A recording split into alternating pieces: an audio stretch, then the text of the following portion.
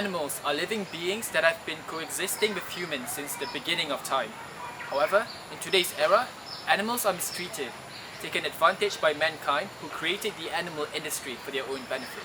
One of the biggest problems is animal captivity in zoos, where animals are stripped of their freedom, taken away from the wild and their loved ones, to be showcased for the sake of man's entertainment. Captive animals in zoos of Malaysia must be released to the wild as captivity deteriorates the value and quality of their lives due to physical and mental harm as hidden by public media. More independent news agencies, non-government organizations, and animal activist groups need to fight for the animals to combat the governmental policies of running zoos. Independent news agencies must stand up against zoos so that animals can be liberated from imprisonment. Although some independent news agencies expose the dark truth of zoos, the impact is quite minimal as it is not widely published. For instance, in 2015, Clean Media uncovers the animal abuse due to captivity in an online article stating, "Until last week, tiny wire cages, abusive cats, and distressed animals characterized Yuk Chin Mini Malaysia Zoo in Borneo, eastern Malaysia. Monkeys cowered from kicks aimed at their cage doors by visiting schoolboys. All the animals were severely malnourished, and a crocodile languished in a pool of its own green urine." It is notable that Clean Malaysia is exposing the truth that is hidden by government news agencies. Their efforts remain fruitless as not many people come across their articles as it is not widely published. Consequently, this important piece of truth is hidden under many irrelevant sugar-coated news about zoos, which in turn set a perspective in the minds of society that zoos are good for the animals. Furthermore, most news that cover issues regarding Malaysian zoos are only published online, diminishing the size of the audience. For example, White Wolfpack released an online article that claims, thanks to a British publication, the Daily Mirror, and the response from its readers, the young 2-year-old elephant has been freed from a horrible and inhumane situation in Malaysia. The youngster named Palo was found shackled and roped in a dirty backyard in the Malaysian Johor Zoo. Similarly, this online article, which was only posted on their website and social media page, did not do the truth justice as the audience is extremely small in size. By putting it online, the older generation who are less familiar with technology are less likely to find this article. Furthermore, only people who are subscribed to their updates on animal captivity can be notified. Independent news agencies should take more initiative in spreading the news by expanding their ways to bring the news to society. Other forms of media such as newspapers must be used to cater hard copies of the news to the people, targeting the older generation so that everyone, regardless of age, are informed about this cruelty. Hence, more independent news agencies must stand up for the animals, as only then can the truth be known to society so that the attempt to change governmental policies of running zoos becomes more effective.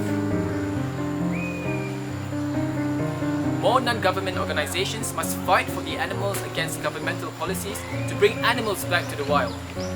Most non-government organizations are financially capable of conducting research, and some have done an excellent job.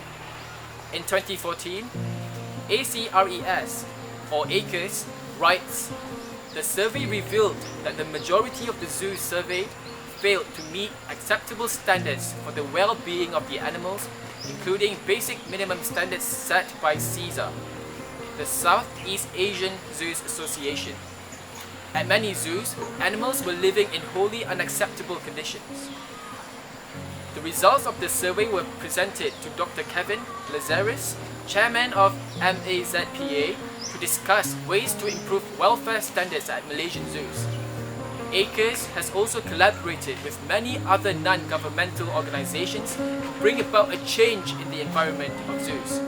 Non-government organizations play a significant role in stopping animal captivity as their research creates creditable sources as they often produce statistics and scientific evidence as to how zoos are harmful to animals.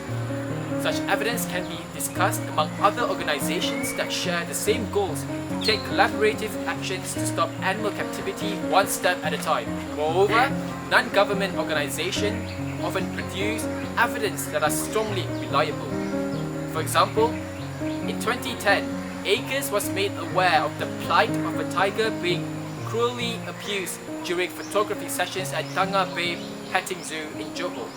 An ACRES supporter had witnessed the tiger being beaten during a photography session and passed us video evidence. By being aware of issues regarding animal captivity, ACRES is able to inform their supporters about the latest news. As a consequence, the supporters become more knowledgeable and are constantly learning new things about animals. An example is ACRES supporters can identify which zoos to avoid and stop advocating, thus ceasing more zoos from existing. Hence, non-government organizations must take actions to combat governmental policies so that zoos are abolished and animals can return to where they belong. More animal activist groups must stand up against the governmental policies of zoos to return animals their freedom. Animal activist groups have huge potential to make a change if collaborative events are conducted together as a team. Claudia Ng, the president of Animal Huggers, proclaims, "We reach out to animals, mostly animals that aren't taken care of, and we work with organizations such as PAWS or the SPCA, or organizations around Malaysia that actually reach out for animals and help to take care of their well-being. Usually monthly, we also have voluntary work. We work along with the zoo to help provide better environments for the animals all around Malaysia." Animal activist groups such as Animal Huggers are often founded in educational institutions that are run by students. As a result, the idea of animal captivity can be made known to many students as they are often interactive, sharing ideas with one another.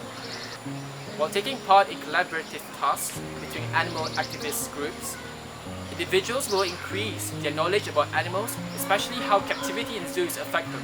Animal activist groups are very powerful as they are a multitude driven by the same aspiration. Amanda Tan, the event coordinator of Animal Huggers, states, "What is your opinion on animal captivity in Malaysian zoos?" I think it's not something I should support because it takes away the freedom of the animals. Like, they're being kept in an enclosed area and they can't stay in their normal habitat. Like, the zoo is not their normal habitat. Ryan Kang, a member of Animal Huggers, agrees with Amanda when he states, "What is your opinion on animal captivity in Malaysian zoos?"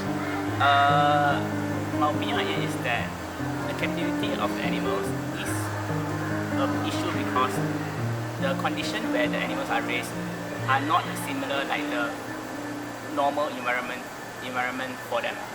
They might try to be similar. The zoo people try to make it as same as possible, but nothing can ever replace the naturalistic environment.